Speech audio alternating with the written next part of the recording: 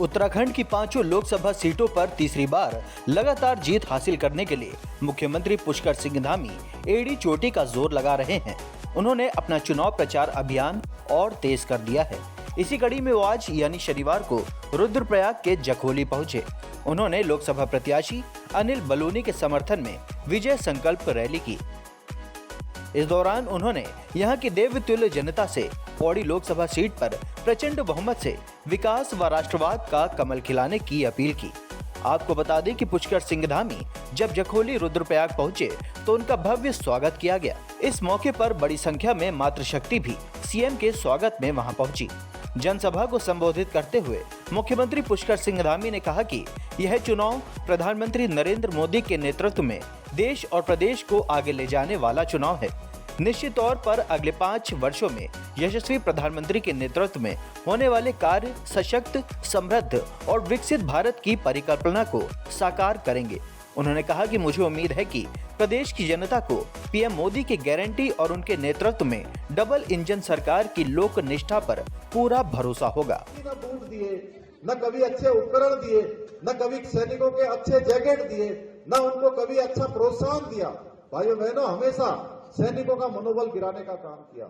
मैंने देखा है कि बहुत सारे सैनिक, आप लोग भी अगर आपके आसपास होंगे, तो जो बर्फ में जब वो ड्यूटी करते हैं माइनस तापमान में, तो एक पैर में कीड़ा लग जाता है। कोई सैनिक होगा तो जानते हैं, कीड़ा लग जाता है और उस कीड़े से हाथ और पैर तक काटने पड़ जाते हैं।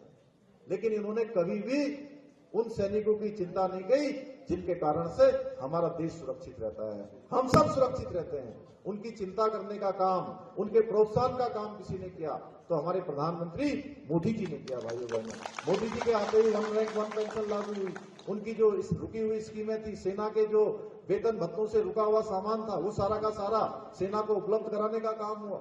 सीमाओं पर जो हमारे सैनिक अपनी सेवाएं देते हैं, पहले के समय में क्या होता था 2014 से पहले आपने देखा होगा, कोई सैनिक अगर सीमा पर शहीद हो जाता था, उसको गोली लग जाती थी, तो सेना के कंपनी कमांडर को, सीओ को पूछना पड़ता था कि ये जो गोली आई है आतंकवादी की, जिहादी की, अलगाववादी की, ये दुश्मन की गोली आई है, क्या इस दुश्मन की गोली का जवाब देना है कि नहीं देना है?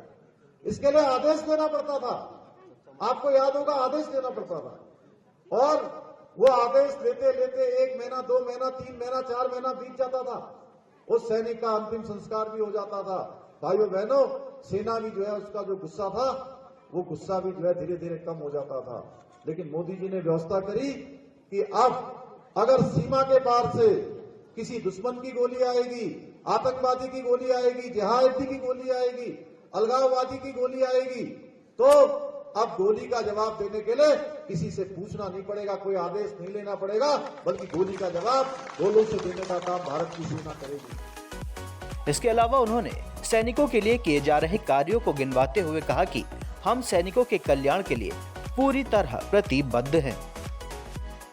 ये सारी व्यवस्थाएं आज मोदी जी के नेतृत्व में लागू हुई हैं।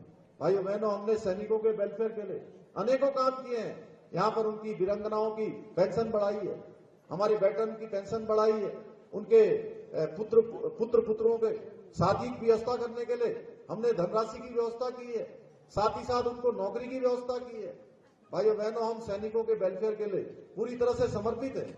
हमारा मानना है कि जो सैनिक अपनी जवानी, अपनी जिंदगानी देश के लिए लगाते हैं, सरकारों को भी उनके लिए अपनी प्राथमिकता से काम करना चाहिए। हम इस मंत्र को ध्यान में रखकर काम करें। गौरतलब है कि मुख्यमंत्री पुष्कर सिंह धामी जल्द ही उत्तर प्रदेश, राजस्थान और जम्मू कश्मीर में भी बीजेपी के स्टार प्रचारक के तौर पर वहां बीजेपी के पक्ष में माहौल बनाने का काम करेंगे। Bureau report, Dastak times.